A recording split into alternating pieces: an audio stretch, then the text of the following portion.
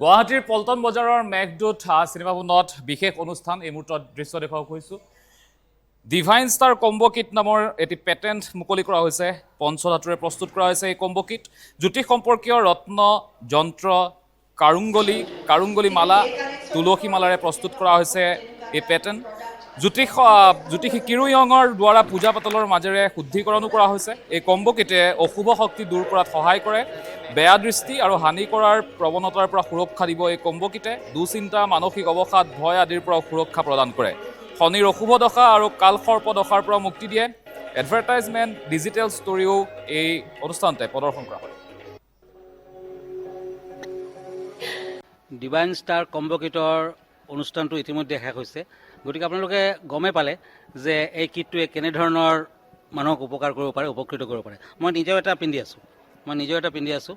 গতিকে সেইটো হৈছে ব্লেক ষ্টাৰ ডাইঅক্সাইড ৰত্ন। আৰু এই ৰত্নটো এনেধৰণৰ এটি ৰত্ন, ইয়াত এটি মেগনেটিক পাৱাৰ আছে। আৰু মানুহৰ দেহাটো কিন্তু মেগনেটিক পাৱাৰ এটা আছে। আৰু ইয়াৰ পজিটিভ এনাৰ্জি আৰু নিগেটিভ এনাৰ্জি দুটা কথা আমি জানো। যদি এই ডিভাইন ষ্টাৰ কম্বো কিটৰ অনুষ্ঠানটো ইতিমধ্যে শেষ হৈছে। গতিকে আপোনালোকে গমেই পালে যে এই কিটটোৱে কেনেধৰণৰ মানুহক উপকাৰ কৰিব পাৰে, উপকৃত কৰিব পাৰে। মই নিজেও এটা পিন্ধি আছোঁ। গতিকে সেইটো হৈছে ব্লেক ষ্টাৰ ডাইঅক্সাইড ৰত্ন। আৰু এই ৰত্নটো এনেধৰণৰ এটি ৰত্ন, ইয়াত এটি মেগনেটিক পাৱাৰ আছে। আৰু মানুহৰ দেহাটো কিন্তু মেগনেটিক পাৱাৰ এটা আছে। আৰু ইয়াৰ পজিটিভ এনাৰ্জি আৰু নিগেটিভ এনাৰ্জি দুটা কথা আমি জানো। যদি এই ডিভাইন ষ্টাৰ কম্বো কিটৰ অনুষ্ঠানটো ইতিমধ্যে শেষ হৈছে। গতিকে আপোনালোকে গমেই পালে যে এই কিটটোৱে কেনেধৰণৰ মানুহক উপকাৰ কৰিব পাৰে, উপকৃত কৰিব পাৰে। মই নিজেও এটা পিন্ধি আছোঁ। গতিকে সেইটো হৈছে ব্লেক ষ্টাৰ ডাইঅক্সাইড ৰত্ন।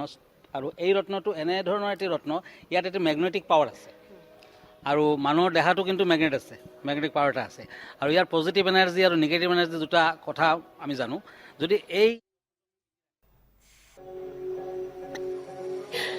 ডিভাইন ষ্টাৰ কম্বো কিটৰ অনুষ্ঠানটো ইতিমধ্যে শেষ হৈছে।